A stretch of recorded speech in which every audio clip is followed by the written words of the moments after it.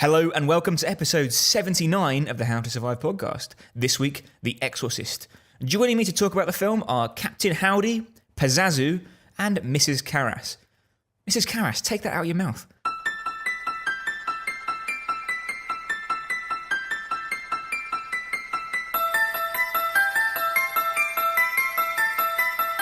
This is the How to Survive podcast.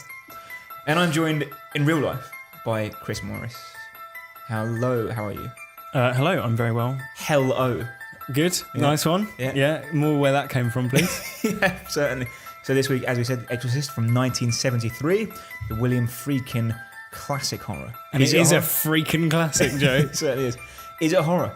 We'll find out when we discuss the ins and outs of the film. And then there are many. Yeah, and we'll throw on with our eponymous How to Survive chat. But first, perhaps we should recap the plot of the movie. Please do, Joe. I only watched it last night, but I can't for the life of me remember what happened. The Exorcist tells the story of Chris MacNeil, a Hollywood actress living in Georgetown, Washington, with her 12-year-old daughter, Regan.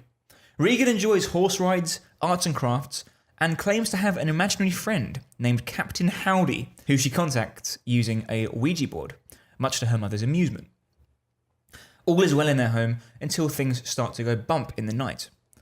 After hearing scratching and growling in the loft, Chris asks the housekeeper to lay some rat traps, but he insists that there are no rats to be found. What could be going on? Interesting. I hope it's not a demon, Joe. When Regan begins complaining that she can't sleep at night because her bed keeps shaking, which is something her mother doesn't believe, Chris takes her to the hospital for a thorough checking over. Whilst there, Regan upsets hospital staff by behaving violently, going as far as telling her paediatrician to stay away from her cunt. Warning up front, by the way, that there's going to be some blue language on this episode. Regan's behaviour deteriorates rapidly, including a scene where she interrupts her mother's party, upsetting one guest who is an astronaut by telling them that he will die up there. She then urinates all over the floor. The doctors ramp up their investigations, going through a series of increasingly painful, scary, and ultimately pointless tests which show that there is nothing medically wrong with Regan. They suggest that the festering wounds, green skin, and demonic voice Regan is now exhibiting may be caused by a mental health issue. Chris is reluctant to send Regan to a psychiatrist until Regan interrupts a meeting between her mother and her doctors by walking down the stairs like a crab backwards and vomiting blood all over the carpet. A sure sign of mental illness. Yeah. After employing a team of at least a dozen psychiatrists, all diagnoses are exhausted, and the medical team recommend Chris seeks the services of an exorcist. It's one thing or the other, isn't it, really? Yeah, it's always a coin flip with these sorts of things. I like that. It's because it's like the doctors essentially washing their hands of it. It's like they're going, well, we can't find anything wrong, so it must be a demon. If we, the assembled best doctors in the world, can't find an explanation, then it must be something supernatural. Exactly. And they all already have arrived at that separately? Yeah. So they're like, oh, maybe we should do an exorcist. And everyone's just like sagely nodding. Yeah, not one of the doctors going, what? Naturally, Chris is once again reluctant to, go down this course of treatment. But when her boyfriend and the director of her current movie, Burke Dennings, is killed, she begins to change her mind. Burke was left in charge of Regan one evening and was found dead at the foot of a tall staircase outside their home, with his head turned completely around. A homicide detective, Lieutenant Kinderman, feels that Dennings did not die of natural causes. He posits that it seems the deceased was thrown from Regan's window by a very strong man. He suggests this to Chris, who tells him that it is quite impossible, but she seems to be drawing her own conclusions about what really happened, based on the fact that she's already seen Regan throw heavy objects around the bedroom with her mind. After an episode in which the now obviously possessed Regan forcibly masturbates with a crucifix before telekinetically throwing a cupboard at her mother, Chris decides an exorcist may be just the ticket. Just what the doctor ordered. Literally. Yeah. Meanwhile, Lieutenant Kinderman's investigation takes him to Father Damien Karras. Karras, as we've learned to this point throughout the film, is a Catholic priest who is having a crisis of faith. He's a trained psychiatrist as well as a minister, and he's been left depressed by the recent death of his mother. Luckily, he's just the man Chris is looking for. Chris approaches Father Karras and asks him to perform the exorcism on her daughter. Initially, Karras is sceptical, feeling that it must be a psychiatric issue, like all alleged cases of possession throughout history. However, after meeting Regan, who is now very obviously possessed, this is because she has supernatural knowledge of his mother, who is dead, is able to speak in multiple voices at the same time in reverse, and projectile vomits gallons of green sludge on his head. And is like grey, bloated, and is an artist's impression of what a possessed person would look like. Yes. With all that in mind, he decides that he will make the case for an exorcism to the church superiors. The superiors grant him the right to an exorcism and assign Father Merrin, a priest with bags of experience in such matters. Under his eyes. Who will lead the operation with Karras in support. Merrin arrives and he and Karras begin a process of prayer and ritual to drive out Pazuzu, which is the demonic force which is possessing Regan. Pazuzu says every vulgar thing under the sun to try to prevent the process, eventually getting the better of Karras, whose confidence wavers. He is relieved of duty by Merrin, who promptly dies of a heart attack. Karras dispenses with the religious process and begins savagely beating Regan, ordering Pazuzu to take hold of him instead. Pazuzu does so, and Merrin responds by throwing himself out of the window to his death on the staircase below. The movie ends with Chris and Regan moving out of the house, heading on to pastures new, with no demonic possession in tow. And that's The Exorcist. One of the scariest movies ever made, allegedly. It's always at the top of those scary movie lists. And the sort of lore that surrounds this film is impressive. The idea that people went to see it at the cinema and passed out in the cinema aisles or vomited or had to be hospitalised or put in mental asylums because of how scary it was. I've got some research on that. If you want to dive right into that, go on. So it's like you say, it's notable for its audience response at the time when it was released in 1973. It got a sort of mixed critical reception. So some people saw it for the classic it now is known as, whereas other people thought it was trash, basically, as you can imagine. But among audiences, there, as you say, there are sort of possibly apocryphal stories of audience members fainting, going into hysterics, or even throwing up. One cinema goer in 1974 fainted and broke his jaw on the seat in front of him, and then sued Warner Brothers because he claimed it was due to he'd passed out due to the subliminal messages the film contained. And Warner Brothers settled out of court. What were the subliminal messages that he? Well, cited? I think like the imagery that flashes up. Sometimes you see Pazuzu's face. Yeah, there's more about the subliminal. In the fandom, Chris, I think that that face that you see projected is actually referred to as Captain Howdy. Oh right, Pazuzu being the demonic visage of Regan. Okay, fair enough. Don't want to get that wrong. Yeah, the made-up face that you see, which apparently was a test version of what Regan would look like as when she was possessed. Some cinemas in America provided Exorcist bath bags, and the trailer, which featured quick flashing images of Captain Howdy's face, was banned from cinemas for being too scary. It was also one of the films banned during the UK's video nasties craze in the 1980s. And it was originally released in the early 80s before all that kicked off. On video, but then had its certification revoked by the PBFC when their guidelines changed, and then wasn't released again on home media until 1999. Wow! So you're difficult to get hold of it, obviously, for quite some time. And it was strongly criticised, aside from all the usual, hand-wringing about its content and everything. It was criticised for containing subliminal imagery and sound, which ranged from things like the face flashing up to phallic shadows being cast by bedposts, to squealing pigs being heard on the soundtrack. But as the author of the novel, The Exorcist, rightly pointed out, if you can see it or hear it, then it's not subliminal. That's true. No. Yeah. And it was the first horror movie, Joe, to be nominated for for the Academy Award for Best Picture. It's an impressive legacy, and I think it's rightfully lauded for all those things. Yeah, I think it's one of those films whose reputation has increased. I think I probably lean towards the sort of the idea that all of these like apocryphal stories are marketing propaganda. Like, it doesn't hurt if you're making a scary movie. It doesn't hurt to suggest that people are so scared of it that they're passing out. Yeah, because I imagine that didn't hurt ticket sales. No, although actually, I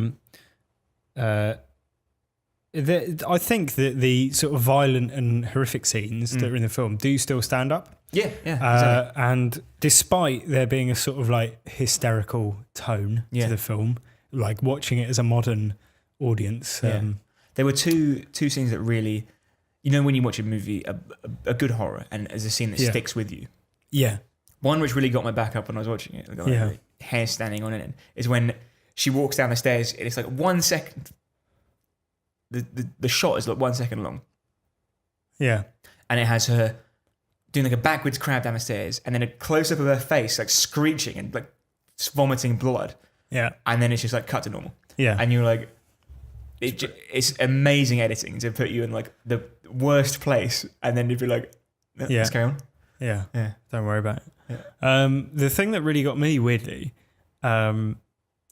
was the scene where she's in hospital and she has, I forget what they're called, but it's the thing where they open an artery and then insert a sort of like metal thing through your artery to clear blockages and things. But they basically a cannula, I think. Well, a cannula is the thing that goes in your wrist, right. Or like an opening into a vein or an artery. Right. So it could be let's call it along those lines. Yeah.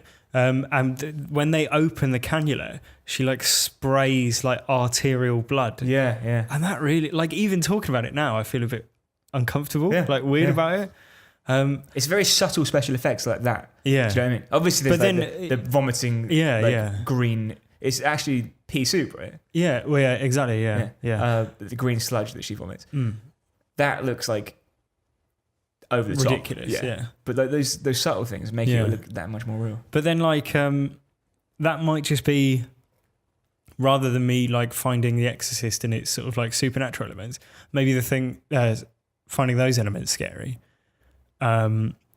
It might just be that the thing that I found scariest about this film is like 1970s medical practices, because I can't believe that there's not a better way of going about it than having like 4 or 5 unbroken seconds of a patient spraying blood like freely, like over the room, or over like the people doing the thing. And the only anesthetic is just hold still. Yeah. Just be brave. God. So horrible. Yeah. Well, maybe we'll talk about the medicine later on when we come to talk about how to survive. Have you got something? I've got a few things to say about that. Okay. But great. Is this going to be like The Omen with its fucking like horror elevators? Do you remember that? Yeah. Listen to our Omen episode, whatever that was. 50. Or go watch The Omen for the I forget what they're called, but there's like an old type of elevator which is holds one person at a time and just never stops moving. You've just got to jump into it while it's going past. So like, imagine just that sentence you just said. Yeah. There's a type of elevator that holds one person and it never stops moving. You have to just time it perfectly. Leap into it. And this is in a hospital, Joe. You're in the right place for it. Well, Chris, with all that said, right, obviously it is a scary film, right? But is it a horror film?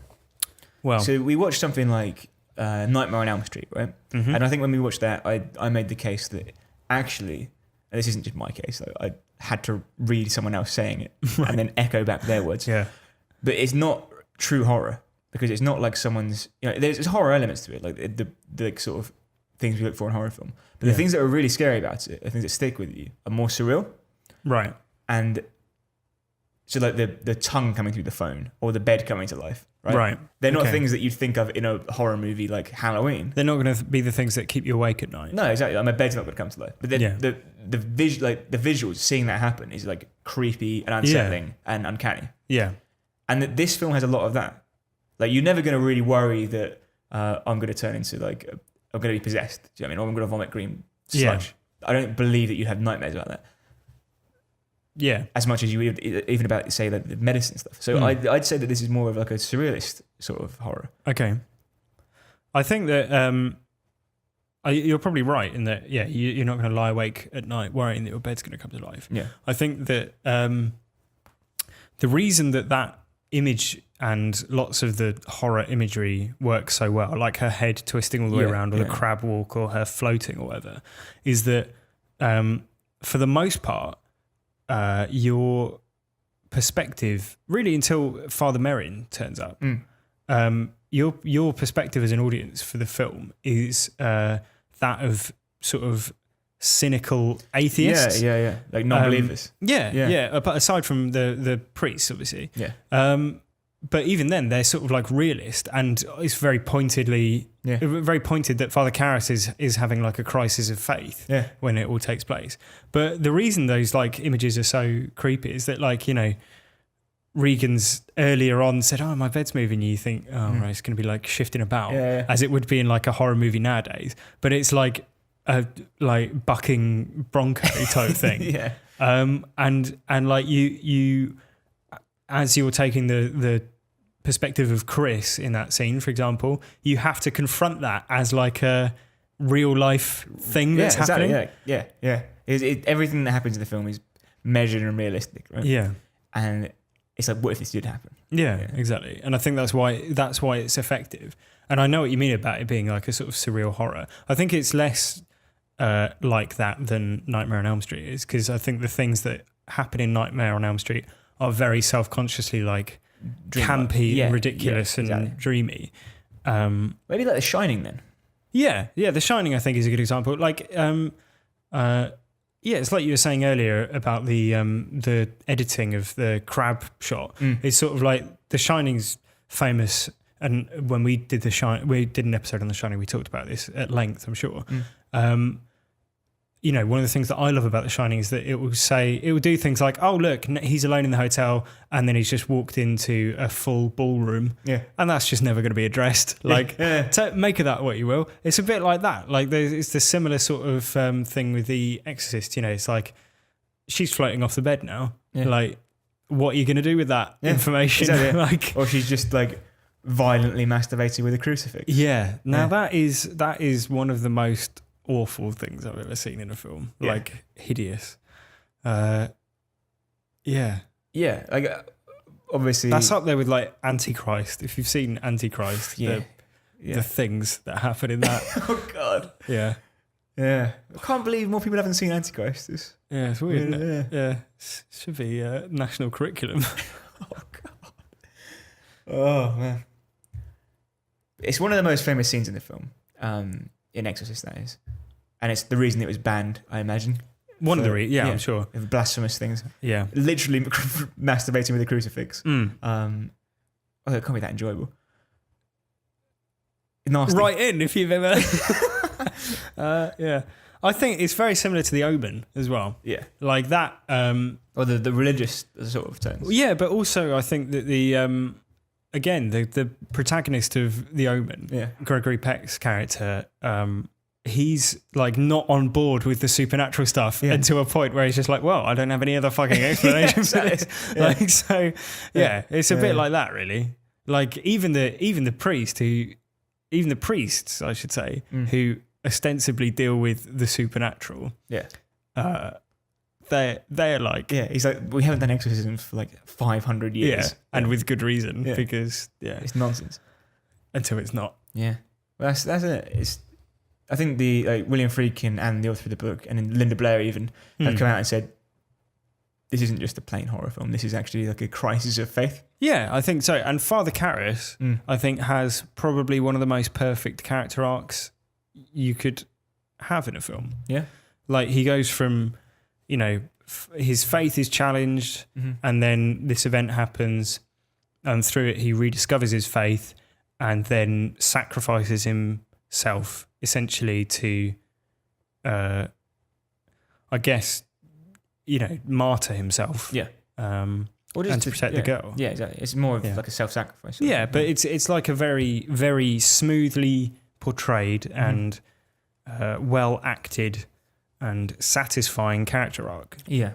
Also, I think that it goes. It should be. We should mention the film has one of the most iconic shots in any film, which is when Father Merrin arrives.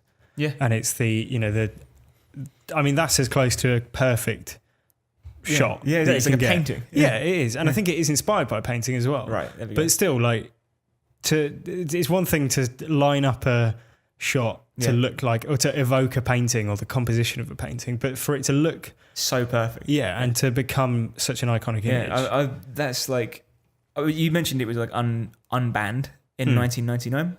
I think probably 2001, 2002. I got a VHS copy of it, right? And that's the cover. Yeah. So that was like, it's a good thing. What did you make of it when you were 10? I must have been at senior school, so I was probably 11 or 12. Right. So a little bit older. But I remember just thinking, like, what's the big deal? Because it's like 40 minutes of just like the most mundane shit. Yeah. So I think I just fast forwarded to like the good bits. The good bits. Yeah. Yeah. Classic, like 12-year-old watching a film. Exactly. So obviously, Chris, we're both fans of Mark Kermode. His favourite film ever is The Exorcist, very famously. Yes. Very famously. Everyone knows that. Yeah. Do you think that's fair? Is it a fair favourite film to have? Do you think it's fair that his own his favourite film? Yeah. I mean, he's spoken at length about how it's like a masterpiece. Yeah. A flawed masterpiece, but one nonetheless. Do you accept that it could be considered that? Yeah, I think so. Yeah. I haven't read. I think that you can get a BFI Classics book. Yeah, they do like a series which focus on individual films. And he's made documentaries about it as well. Yeah. And I'd be very interested to watch them because I think it is worthy of, the sort of critical analysis that classic films are given. And it has that status, and I think it's earned both for its just quality on its own, and then for cultural impact. Yeah, exactly. Yeah. Any problems you got with it? No. Speaking of cultural impact, actually, I watched a part of this with my girlfriend, and she was there when the scene where Regan comes down and I know interrupts the party. I know what you're going to say. And she was like, "Oh, she's going to piss herself." I was like, "How do you know that?" And she's like, "Well, because it's in Scary Movie." Yeah. And even things like that. If my girlfriend, who has zero interest in horror movies, and I mean zero, like we're talking absolute zero, so minus 200 and whatever it is in interest Celsius. If she knows that, then through some sort of cultural osmosis, then you can tell that The Exorcist has passed on. And I think like the spider crab walk thing, that scene is sort of similar to sort of The Shining smashing the door and Psycho shower scene and all that sort of thing. All the beats of the film, all the main sort of horror parts are pretty much, we've seen them with other films, if you know what I mean. Yeah. Even though I think if you were to write down The Exorcist as a formula of saying like creeping dread, shocking moment, more dread, shocking moment, really shocking moment, peak, resolution. Yeah, I think that's like Insidious, Sinister, Paranormal Activity. Like, oh god, it almost feels bad like to mention those films in a podcast about The Exorcist. But that was saying that they are completely derivative of it. They wouldn't exist without it. Of course, no. I think that it's like quite often I find when we watch older horror films, we get more from like the characters. Like there's a lot more character development. There tends to be like really quality acting in it and all that sort of thing. Like even things like The Omen and Invasion of the Body Snatchers and things, which are sort of, they all exist on a sort of spectrum of trashiness. This film included. Like there are moments of it that are, trashy, and yet like they tend to have these sort of like 40-minute build-ups where you get to know the characters, and it's just like a drama, like a normal movie. Which you don't get now. It makes you care a lot more. Yeah. And that is the case. I think that often, or sometimes with those sorts of films, it becomes dry. For a modern audience, it becomes too dry. It's a bit predictable because if you had a film today where the mother was talking to the daughter and the daughter said, "Oh mother, I rode a pony today. It was so wonderful." You'd be like, "This is." I get what you're trying to do. Yeah. You're trying to make me think she's cute and innocent. But with this, it's like it feels authentic. Yeah. And I think this film gets the balance right. Yeah, I wasn't bored. No. It's pretty much non-stop action. Maybe that's because of the Raiders of the Lost Ark prologue, where they find Pazuzu's totem buried in Iraq. It's weird, and Father Merrin, because of that, knows Pazuzu has returned. Yeah. That's the first part. I was watching it on my my iPad on the train. Which is how it was meant to be enjoyed, I think. Yeah. And I've got these proper in-ear earphones, noise blocker ones. And there's several parts of the film where and this is the first one, as soon as he looks at that statue of the dog priest thing, it's like it scares the absolute shit out of you.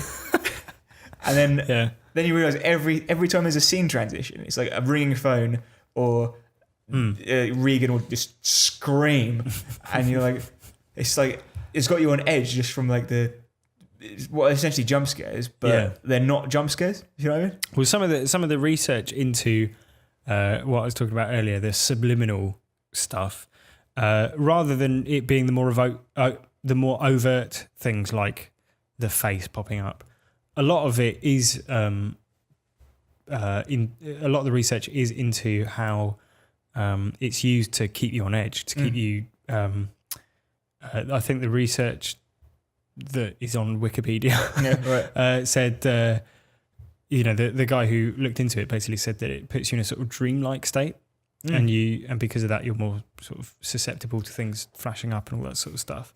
But I think it also works in a sort of, as you say, it keeps you in a sort of heightened anxiety. All the time. It just it's just expert filmmaking because it just brings the tension up. Yes, and keeps it pumping up.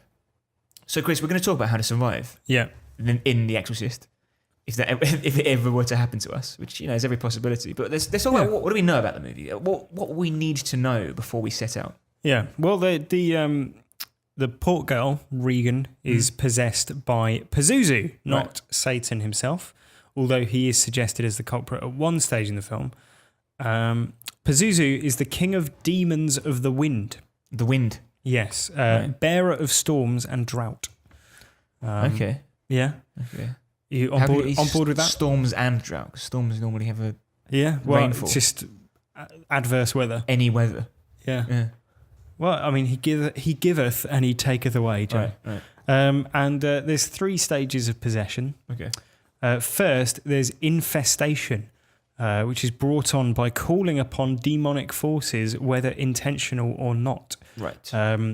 So we see this a lot in horror movies. They read the book in The Evil Dead, or whatever. Or they play the board game in Jumanji. Exactly, yeah. So, initially, a demon may only do things that are sort of mildly annoying, things like making noise in the attic, or scratching walls. Yeah. The classic first act of a horror movie. Yeah, first contact. Yeah, exactly. So as to mostly go undetected. That's their game at this point. Secondly, there's oppression. Oppression is the second stage, in which demons systematically oppress humans. Okay. Often those who are the most emotionally vulnerable. Right. And Regan is obviously still traumatized somewhat by the breakdown of her mother's marriage. It's suggested at one point in the film. So maybe that's made her emotionally vulnerable. Her mother's hiding a relationship from her as well, which is perhaps not ideal. And then the world's oldest man. Yeah, other than Max von Sydow. Finally, the final stage is if a demon has not been exorcised by this point, and its victim has been thoroughly tormented to the point where all their mental barriers against it have collapsed, the demon may execute fully fledged possession. So that's its special move. So or whatever. So it's basically wind you up, then scare you a bit, make you wound up even more. Yeah, I guess it's sort of you've got the stage where you're I'm sure I did definitely shut that cupboard door, right, and things like that. And then how did all these scratches appear? Yeah, and then that'll put you in a sort of state of mild anxiety, and then it winds up from there. Basically. That's when it takes its off. What I have a question for you? Yeah.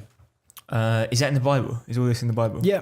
The signs of there's signs, Joe, that we need to look out for of demonic possession. Where did you get these signs from? The King James Bible. Yeah. It's chapter 6. So have you even read the Bible? Yeah. So signs of demonic possession, Joe. And maybe you can just sort of on the fly you can assess whether Regan falls into any of these categories. Okay, sure.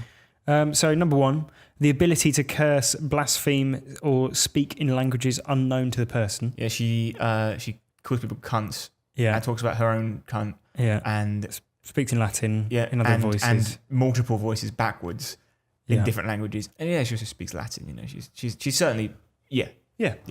Number 2, so that's a tick. Number 2, the ability to find secret things, read the mind, and divine future happenings. I think so. She says "Reverend" backwards in the recording of her voice. Mm-hmm. So that's future happenings, and she seems to be able to read everyone's mind because she's like, "Oh, is that scaring you?" Shit, yeah. Number 3, the ability to make physical efforts abnormal for that person. So the slightly clumsy wording, I think, it's probably a hangover from King James when he wrote it. Because he personally wrote it. So that's physical strength and things. So twisting someone's head completely around and throwing them out of a window, basically. That seems to fit that category. And the act of spitting or vomiting every object the demons would have made the person swallow. Yeah, I guess. Do they give him a lot of soup in this? Well, apparently, pea soup. Yeah, but I mean, we see her spitting, throwing up. Yeah. So probably safe to say that fits into it. Yeah. I think that Regan ticks all the boxes there. So what? Swearing, blasphemy. Yeah. Speaking in languages, foreign languages. Yeah. Spitting. Vomiting. Yeah. Finding out secret things, reading minds, seeing the future, and being super strong. Yeah. Basically. Sounds like a good night out. Yeah. And you might be interested to know, Joe, that or it might be crucial for us to know when we're talking about how to survive, the reason Pazuzu possesses Regan. Yeah, that's a good question. It possesses Regan, who is, of course, a 12-year-old girl, as it thinks that this target will be the most likely to help people lose faith in God. Right. As it's suggested in the scene towards the end. Yeah, they're on the stairs and he says something like, why did they choose this girl? And he's like, well, that's just to make you feel like, we're just animals and we're just, vulnerable, but basically not all we think we are in God's eyes. And of course, what Chris says isn't true, is it? It just isn't true at all. Because we're made in God's image and that's that. Moving on. So if we were to find ourselves living in Georgetown, Washington, I'll start out the How to Survive section, if that's okay with you. Please do. With a classic, a staple of the How to Survive Survivor's Guide retinue. Yeah, we like them. Yeah, shit policeman. Yeah. Okay. He doesn't die. Well, Lieutenant Kinderman does not help anyone, does he? Because his line of questioning, every time we see him question someone after a death, and he's a homicide detective, we know as the audience that no homicides necessarily have taken place. Yeah. In the natural sense of the word, a man killing man. But that's what he's investigating, and he doesn't know what really happened. And he goes along and he says to them, "Do you want to go see a movie with me?" And they say, "No, thank you. That's a weird thing to say." Yeah. And then, what about lunch? Yeah, and then he puts his hand around him. He puts his arm around his shoulder and leads him off to lunch. Why does he keep asking out murder suspects to lunch? Maybe it's like a Columbo sort of "I'm your best friend" sort of tactic. I don't think it is. I think it's weird, isn't it? Yeah. Can we agree that? It is weird, yeah. What did the police investigation sort of find at the end of the film? Was it sort of like she was really ill until very abruptly she wasn't, and then Father Karras was so relieved he threw himself out of a window? Yeah, which caused Marion to have a heart attack. Threw himself out of a plate glass window with relief. The sheer relief of it. Yeah. Yeah. I mean, it's not going to happen in Survivor, really. No. He's not up there for me in terms of the pantheon of the shit policemen. We've seen some... I mean, we need a whole episode of just dedicated to shit policemen. If you've got any shit policeman films, please get in touch. HowToSurviveShow@gmail.com or at HowToSurvivePod on Twitter. Yeah. But why... I want to get my head around this. Right. Why does he keep asking people to go to the cinema with him? Does he really want to go see a film? I think it might just be lonely. Yeah. Poor guy. We only see him ask that once, though. No, he asked it once to Marion and then once to Marion's friend at the end. Right. When he's like, what's showing? He's like, it's Much Ado About Nothing with... Yeah. Oh, I've seen it. Another one. Yeah. But he made up the film both times. So if you really want someone to like come along with you, make up a film that they definitely want to see. Is that a How to Survive tip? I guess. Great. Little bonus one. Yeah. I mean, it's hard to say. What I'm saying is I kind of want to acknowledge the fact that police work in this movie leaves something to be desired. Yeah. It's not the worst, like you said, but something. You got any thoughts? Yeah, I've got one. So I want to talk about hubris, Joe. The act of hubris. Who's he? Hubris of the Briss dynasty. The act of hubris. Yeah. And I want to talk about Father Merrin. Okay. Because basically he casts out Father Karras for basically he's getting too drawn in by Pazuzu's machinations, and the implication is basically that Father Karras isn't cut out for it, but Father Merrin, and that's why Father Merrin's taking control. Now, that would be more convincing if Father Merrin didn't end up dead within minutes of Father Karras leaving the room. Yeah. So, and then literally 30 seconds after Father Merrin has been out of the picture, so the first time period where the exorcism is underway and Father Merrin isn't there, just getting in the way, like holding everything up. Father Karras has the situation resolved within about 45 seconds. Yeah, but using brute force. Yeah. So basically, maybe don't be so quick to write off your colleagues. Yeah. For falling prey to a demon. Yeah. Do you often write off your colleagues? Well, if I was Father Merrin, it appears that he's very quick to do that. Yeah, that's true. So, in fact, he does it to 100% of his colleagues that we see with him in an exorcism situation. That's true. So, modus operandi. Yeah, exactly. And look where it gets him. Yeah. He has a heart attack immediately after being left alone in there. Yeah. Related to that, I'd say, is another How to Survive staple. This isn't one of my written down ones, but it's just come to me. It's another How to Survive staple, Chris, and it's listen to the expert. Yeah. Right? Now, what's the first thing... This is somewhat contrary to your point. Right. What's the first thing that Merrin says to Karras? Remind me. Don't listen to what the demon says. Right. Don't get lured in. Yeah. What's the first thing he does when he's in there? Yeah, when he's in there on his own, he's very quick to be lured in, isn't he? He's like he's been waiting all day to be lured in. He's like, finally, he's alone. Being exploited, isn't he, though? Bless him. Like, he is, but like, he's been warned what would happen. Yeah. And he didn't listen to the expert. Like, who is an expert? Let's be clear. Yeah, he's been flown in, like, specifically. Yeah. It's like if you had a nuclear bomb had gone off, or a nuclear reactor had blown up, and you bring in a nuclear specialist, and they're like, for God's sake, we have to clear this zone. And you're like, well, I don't think we do need to. Yeah. I think we just punch it loads of times. Well, it's like if, the Joker was running rampage around a city. Yeah. And they called in Batman. Yeah. And then immediately dismissed every bit of advice that Batman had, even though he's...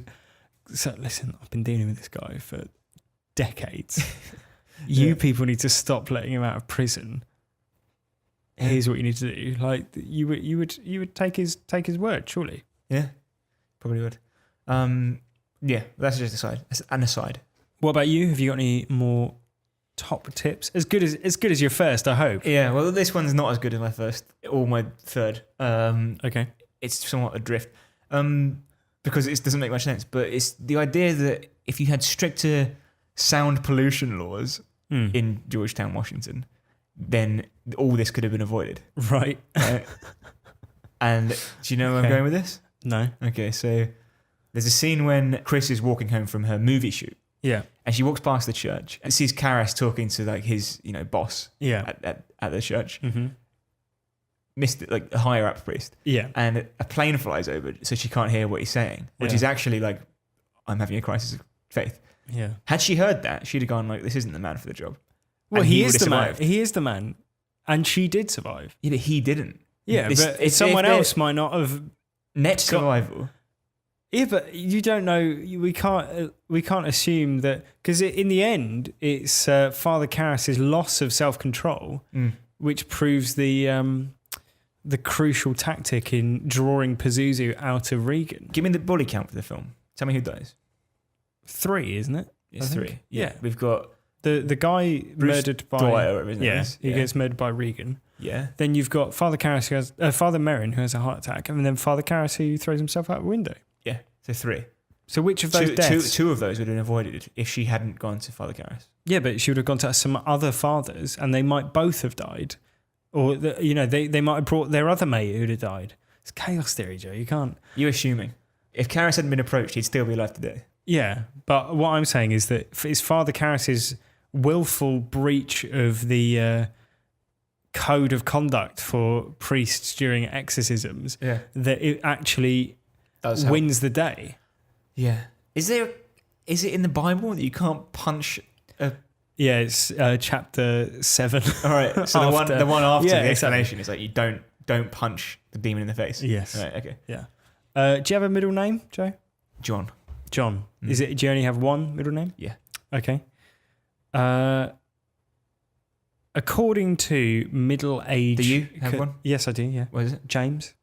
Yeah. Both biblical. Yeah. According to Catholicism during the Middle Ages, one way to prevent your child being possessed was to give them as many middle names as possible. Okay. Can you tell me why? This feels like I'm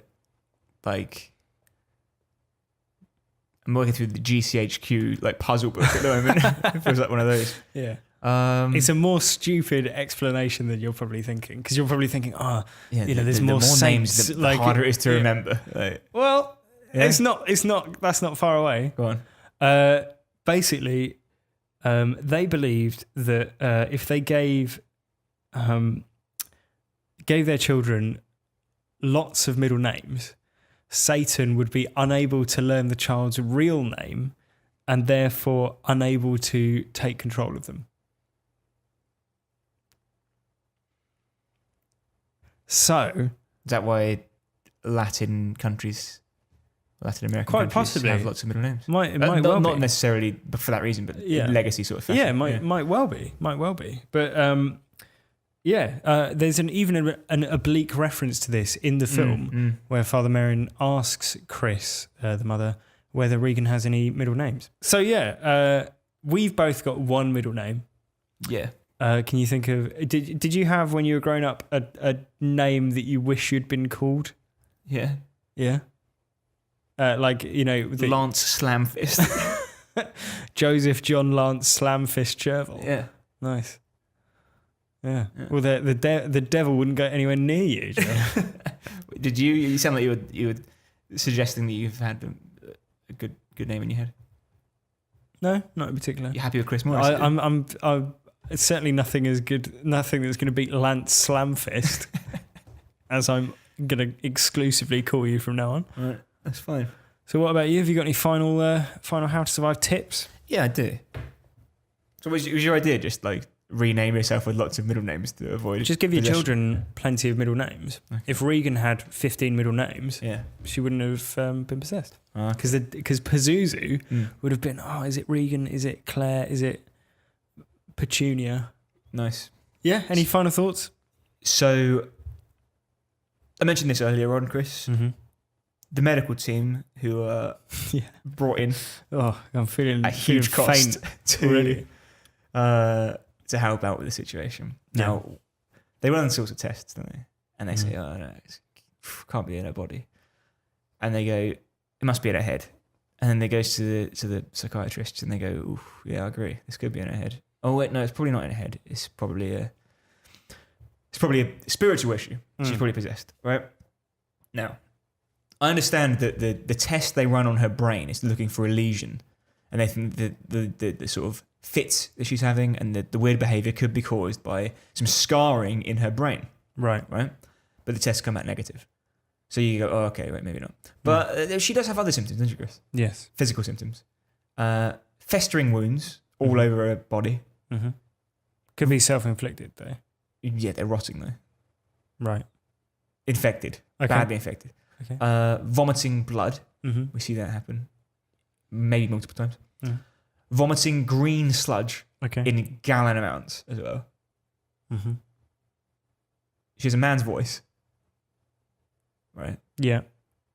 Which 12-year-old girls can't have, typically speaking. And she has telekinetic powers, doesn't she? Now, I understand the doctors don't see all of that, especially the telekinetic powers seem to be like almost exclusively reserved for Chris and the priests. Yeah. But the festering wounds, the deep voice, vomiting the green sludge, all this stuff is like between the stage where the doctors go, oh, it's not physical. And the psychiatrists say, oh, it's the Exorcist. Yeah. Now, anyone who saw her would say, this is a physical issue. Yeah. Right? She has physical symptoms, yeah. Yeah. And to what extent can vomiting blood be psychosomatic? Yeah. Yeah. Because if you had a lot of people think, say, irritable bowel syndrome or, chronic pain can be related to something in the brain. Right. Like it could be an anxiety thing or depression thing, maybe. And I'm talking in vague generalities. Yeah. But vomiting green sludge, there's no obvious there's no mental health. Mental health issue that relates to that. Yeah. I could be wrong, Chris. Write in HowToSurviveShow@gmail.com. Yeah. As you know, my fiance is a doctor of psychology. Yeah. And I asked her if a patient presented themselves to you with the ability to turn their head completely around the wrong way, walk backwards down the stairs and vomit red blood, what would you recommend? And she said, I'd send them to a physical doctor. Yeah. Well, there you go. That's cut and dry. Yeah. Isn't it? And I said, well, the medical doctor said that they have to see a psychiatrist. And she said, that wouldn't happen. She said, it's beyond the scope of a psychologist. It's a medical problem. I've never seen it before. Yeah. Right. She wouldn't have done, would she? No. Would you have been disturbed if she'd gone, oh yeah, we get this all the time?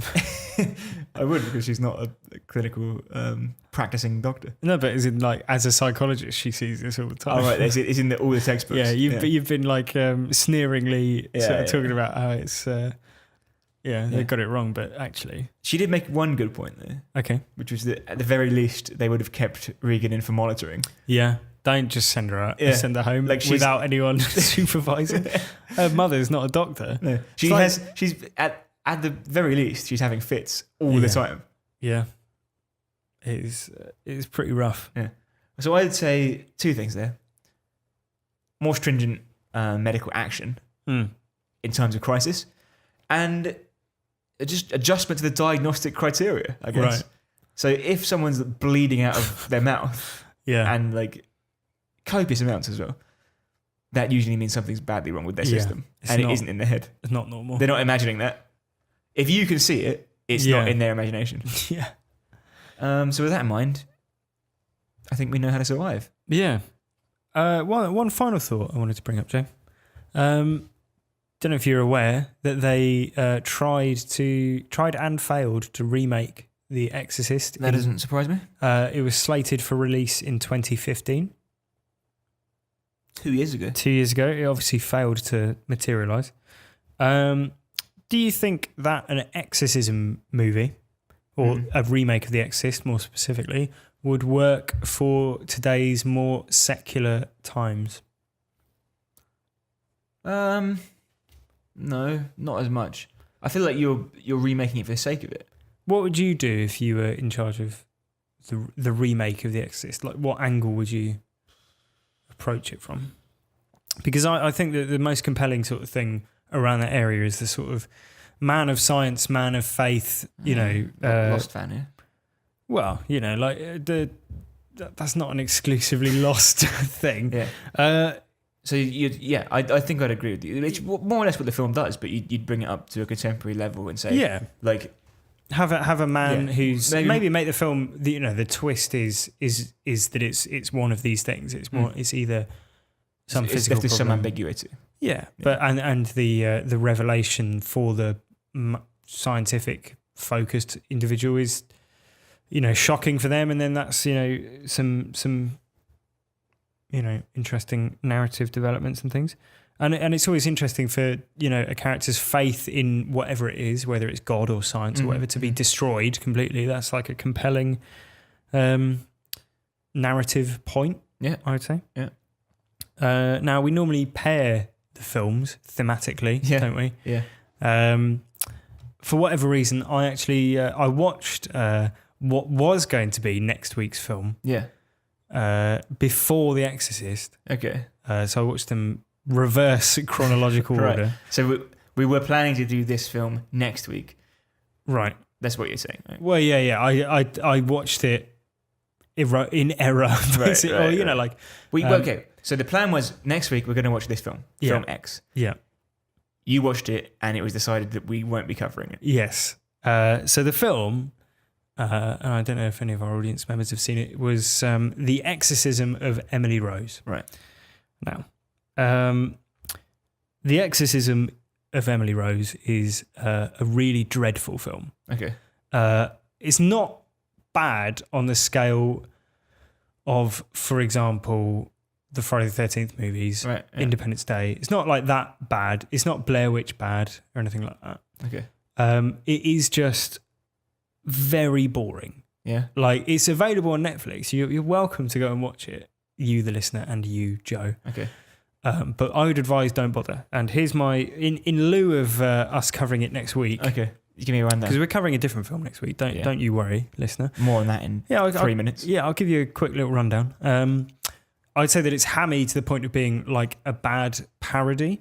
Like some of the lines in it, right? So mild spoilers. I'm not going to spoil the ending. Please spoil the ending. I don't want you. Nah, like the mild spoilers for The Exorcism of Emily Rose. Okay. It's focused around what is ostensibly a true story about a girl who died in the process of an exorcism. Receiving an exorcism. Or after a failed exorcism attempt. Right. And she came to believe that she was possessed. A priest came in, tried to perform an exorcism. It didn't go very well. And then she sort of wasted away and died. And the priest claimed that she had consented to the withdrawal of her medical treatment to try and tackle the problem using faith alone.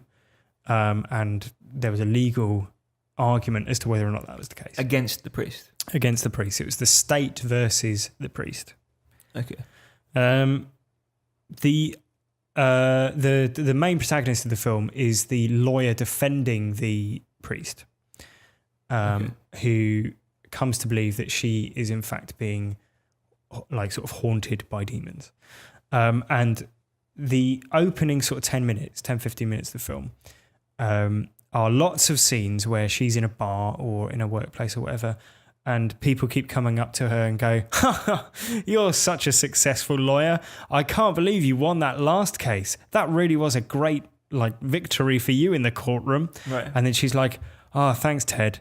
But I'd really like that partnership that you've been offering me. Well, maybe if you get this next case sorted, then we'll discuss it." So every line is like, "Oh, I mean, I know you graduated law school with honours, but like a tell don't show approach." Yeah, exactly. Yeah. And listen, I appreciate that you've sacrificed a family life for your profession. Yeah. It's like all shit like that.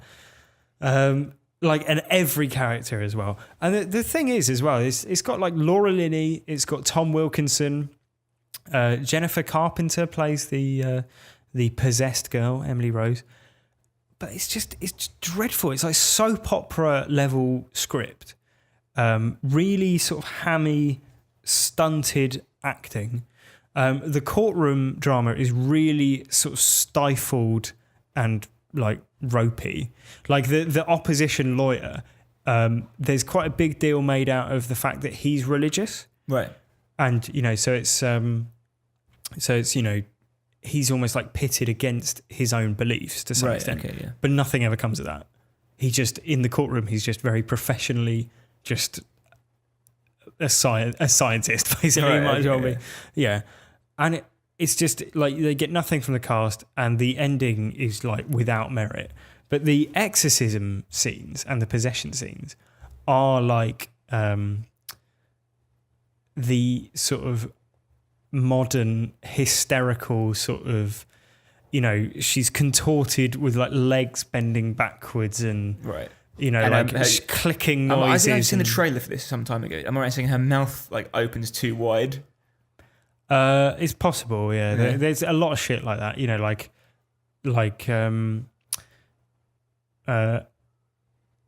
well, I mean, like they have scenes where she's possessed and she's like bent in horrible contorted ways and all that sort of thing. Mm-hmm. And there's like an interesting potential thread that or avenue that the film goes down, where it's like, maybe it's like she's got epilepsy, and like when you have epilepsy, your muscles contract. Mm-hmm. It's really painful and you can't control it, and you're basically unconscious, but your muscles are working without your knowledge, which is why she might end up in these weird contorted positions. Mm-hmm. It doesn't really like do anything with that, because it's pretty swiftly established that the correct answer is that she was possessed. Really? And it's like, well, so the film takes on that role. Yeah, and like the lawyer has it's stuff like the lawyer keeps waking up at 3 a.m. every night, which then turns out to be like the priest, like apropos of nothing in a different conversation, mentions that 3 a.m. is like the witching hour or whatever. Like it's just all those sort of shit stereotypes you would have about a modern day exorcism movie. It falls into those. I wouldn't bother going and seeing Exorcism of Emily Rose. What's the end? Well, how about I tell you after the end of the show? Okay. All right. So I'll tell you what we'll do. To save people who don't want it spoiled for them. Yeah. And some people maybe have been waiting for the last 15 years to see The Exorcism of Emily Rose and haven't got around to it yet. So we'll play out the ending for the people who don't want to watch it. At the end of this show, we'll play a little beep, and then we'll warn you again. So there's absolutely no way that this could be spoiled for you unnecessarily. Is that fair? Yeah, that's fair. Okay. So next week, Joe, we're not covering The Exorcism of Emily Rose. No. We are covering Rings. Oh, that'd be much better. Yeah, much better film. We had a message in. Yeah. Gemma, a frequent correspondent on Twitter. Yeah. At HowToSurvivePod. Yeah, that's our Twitter handle, not hers. Yeah. Gemma on Twitter says that unfortunately Rings is another one of what you deemed the other week a my first horror movie. Yeah. Yeah. Do you want to explain what that was? Well, so it's this sort of teeny, like bopper, like, hey, let's go to the cinema, guys. Oh, it's going to be super scary. Oh, like popcorn horror. Like it's lights out. It's Don't Breathe. The Blair Witch remake we had to sit through. The Shallows. The Shallows. Oh god, The Shallows. Yeah. And last week's movie Split, which I think I said it is the top end of that. Right. That sort of genre. It's on the cusp. Yeah. But yeah. It's got some merit, but really it's got a foot in both camps. Yeah. Okay. Yeah. That's fair enough. Yeah. So that's what Gemma means there by my first horror movie. Yeah, but thanks for writing in, Gemma. If you want to get in touch, the Twitter handle is at HowToSurvivePod. If you want to, if you prefer your correspondence a bit more long form, then the email address is howtosurviveshow@gmail.com. Yeah, you can ring us as well. Hey, yeah. And of course, if you've enjoyed the show, leave us a 5-star review on the podcatcher of your choice. I think most people, looking at the analytics, most people listen on iTunes or on the Apple Podcast app. Yeah. So we know that has a 5-star review system and a 1-star to 2, 3, 4. But we want 5. You know, we didn't start this podcast to get anything less than that. Yeah. And it's an insult to us if you don't give us that. Do you want to insult us? That's fine. Yeah. But make sure you do it in the guise of a 5-star review. Thanks. Yeah. You can write on there, your mother sucks cocks in hell. Yeah. As long as it's a 5-star review, I don't really care. Yeah. Yeah. And of course, if your friends enjoy horror movies and a mixture of film criticism and film theory and comedic chat about those films. Inane chat. Yeah, inane. Yeah. Then yeah, share it with them. Share it with them on some social media platform that you use. And until next week, guys, when we're talking about rings, remember, the power of Christ compels you. The power of Christ compels you. The power of Christ compels you. The power of Christ compels you. The power of Christ compels you. The power of Christ compels you. So, the exorcism of Emily Rose. The ending. Yeah. Because let's recap. we had the court case. Yeah, the court case has happened. It's the verdict, Joe. And he's. Where's this set, by the way? When? Where? America. When? Like modern-ish, sort of it must be late 90s, early 2000s. It's set then, and it's modern. Modern day. Is it Southern States or Bible Belt or? No, it's like it just seems to be sort of. It's normal, standard, educated, relatively speaking, America, and it's like a national case. Right. Like she's a big lawyer for a big firm, sort of thing. Okay. And so throughout the film, the priest basically he doesn't care what happens to himself, so long as the story of Emily Rose gets out, like that she was actually possessed. And she initially, at the behest of her employers, doesn't want him to take the stand. Emily Rose? No, the lawyer. Right, yeah. Doesn't want the priest to take the stand because he'll condemn himself with his own words by going, yeah, I didn't feed her or whatever, I just threw holy water on her. Yeah, I wanted her to die. Yeah. Yeah. But eventually he manages to win her over and takes the stand in a sort of like Hail Mary pass for her, legally speaking. And he recounts the story and we see it in flashback, and the exorcism happens. She like takes, it's classic, contortion, running around, jumping out windows, like screeching and screaming and stuff. It's very over the top, right. I'd say. Unpleasant. It's not really gory. It's just like unpleasant in the sense of like it's just hard. Yeah, it's just hard to watch because it's like it's literally Jennifer Carpenter just going like for ages with probably screeching music as well. Yeah, and then so she wastes away and dies anyway, and then we're in the court case. He's given his evidence, and the jury go away and. They go away and they come back, they deliver their verdict, and their verdict is guilty. And so you think, all right, he's like, that's a character arc. The woman, the lawyer, she's like sacrificed progression in her career because she got the willies up her about demons, right, and let him take the stand, right? And maybe that's a mistake, or maybe she believed, she's done something not just for the progression of her career, but for, something that she believed in. So that's a piece of character development. The priest, he...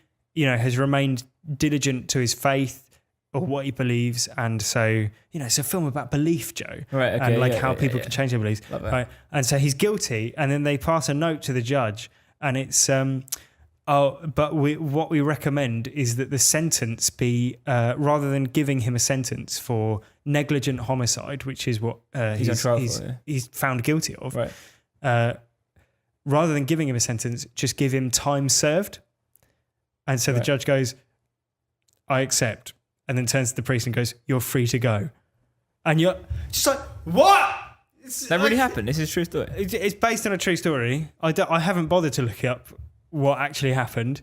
But basically, that means that the next scene is like the lawyer and her law firm's like, brilliant. He's not in prison. So the diocese are like delighted. That's the bare minimum we'd want. Yeah. And then the priest, he has no character arc then, because his thing isn't, he's sacrificed. Yeah. He basically, I believe X causes the death of a girl, and I face no comeuppance for it. Yeah. It's so weird. And then the film just ends. Yeah. It sounds like if it's as true as they want to make out, the documentary would have made more sense. Yeah. It would make a fascinating HBO documentary. It would, yeah. It just makes for a terrible film. Yeah. Yeah. Just thinking of any questions about it. So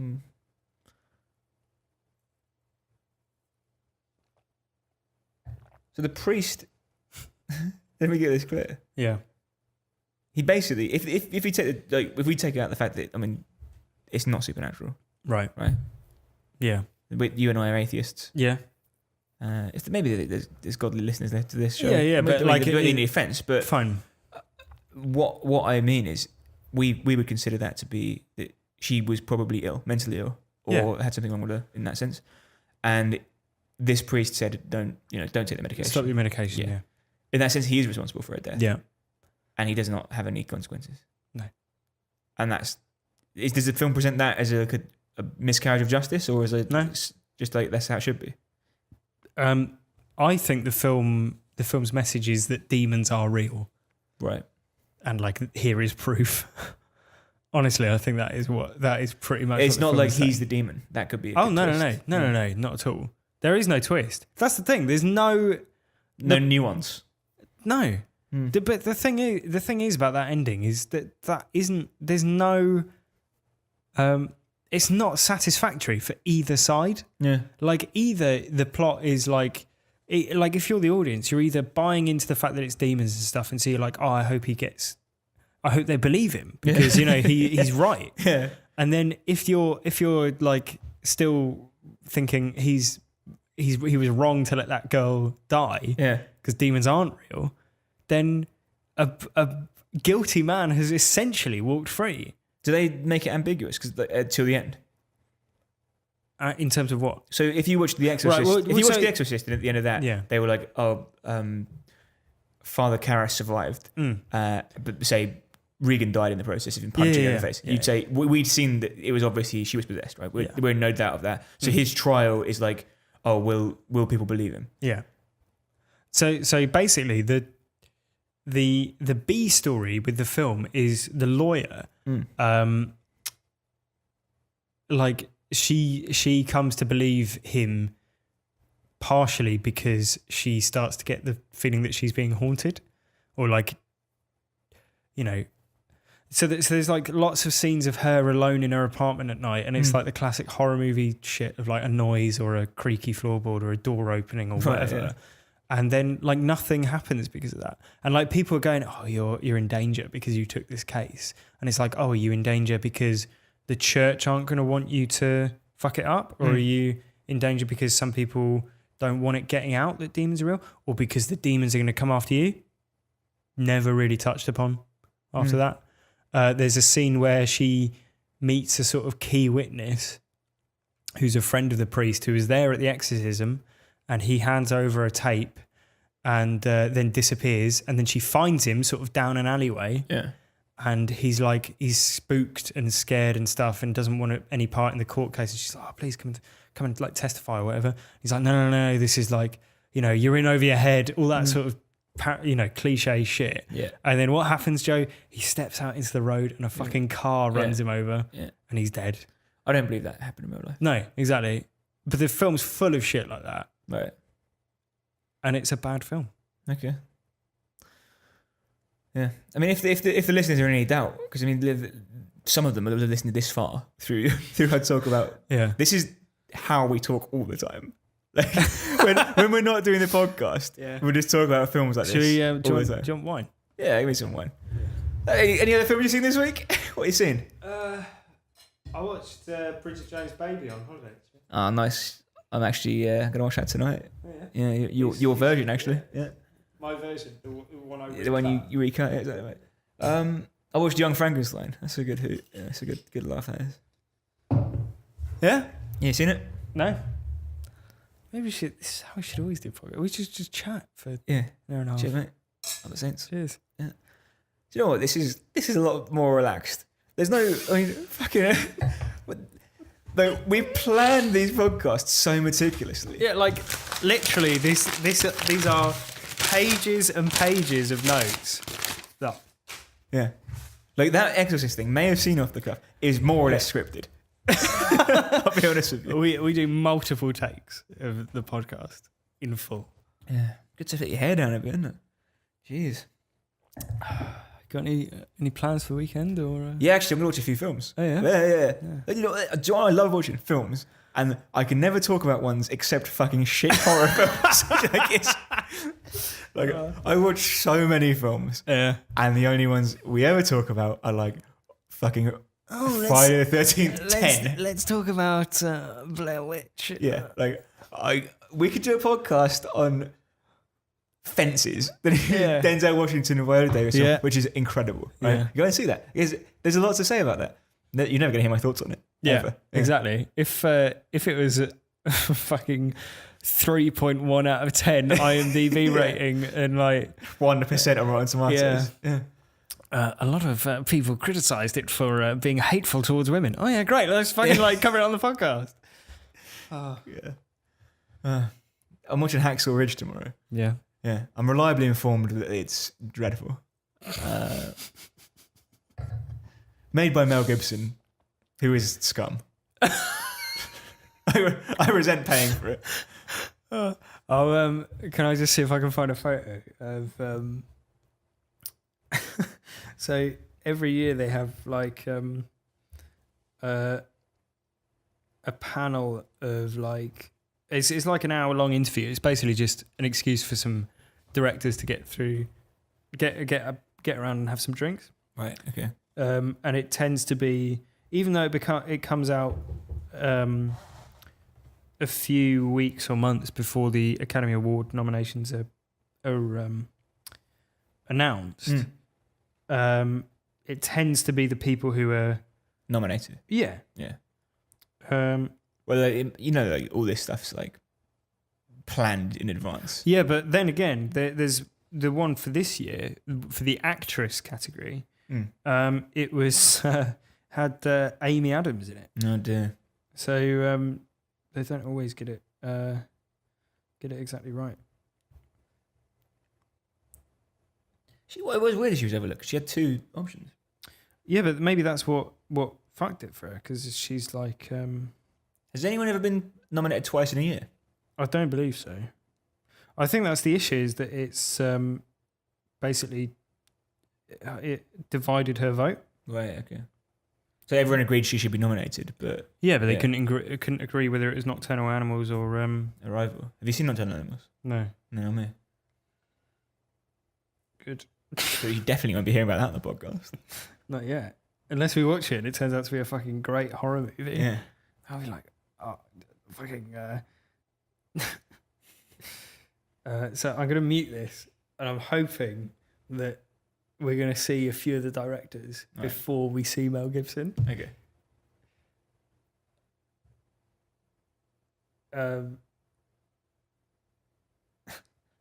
Yeah, hang on, here we go. All right, so this is the directors' roundtable. Okay. So there's a few suited men around the thing. Who are we seeing here, Chris? That's it's some people. Denzel Washington. We've got Mira Nair. Yeah. Barry Jenkins. Oh, here we go. What the fuck? What the? Is that him? Yeah. Christ. That is mental. He looks like, I don't know. Like, let me see that. Jesus Christ.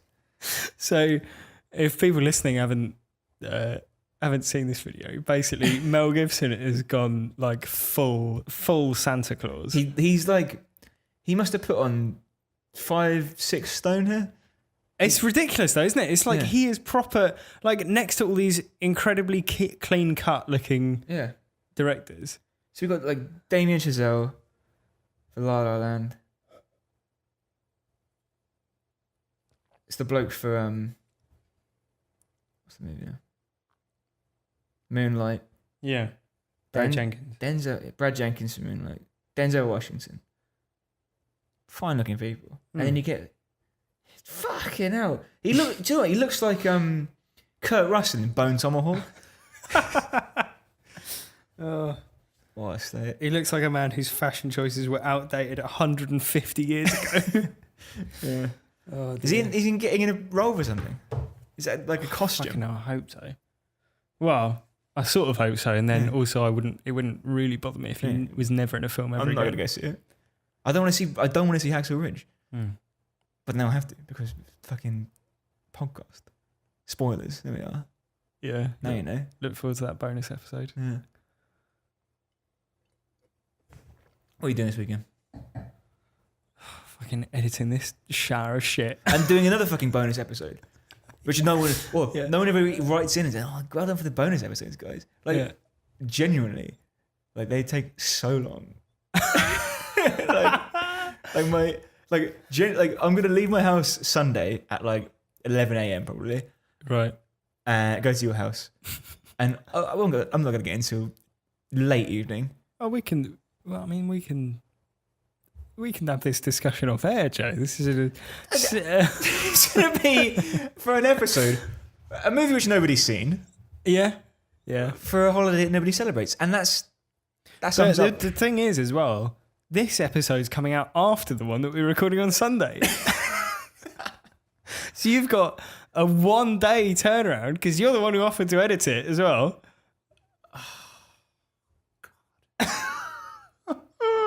So always recording Sunday, it goes live Tuesday. Yeah. Shit. Well, it's gonna have to be off the cuff, isn't it? It's gonna have to be a more tightly produced.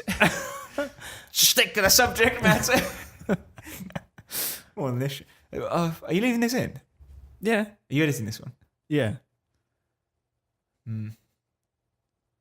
What's your favourite film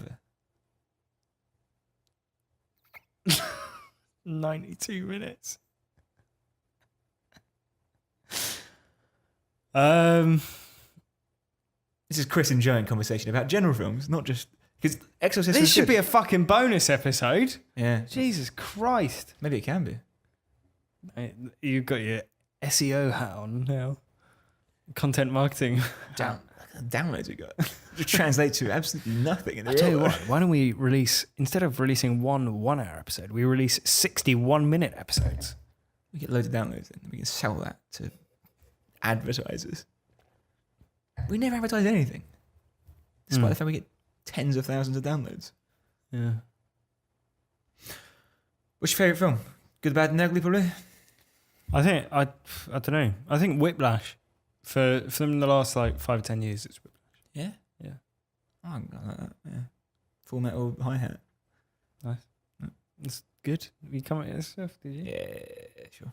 That wasn't even a sentence. I had no words in that sentence that I just said. Wine's gone, is it? Yeah. Oh, if I can turn it off then. We're done now.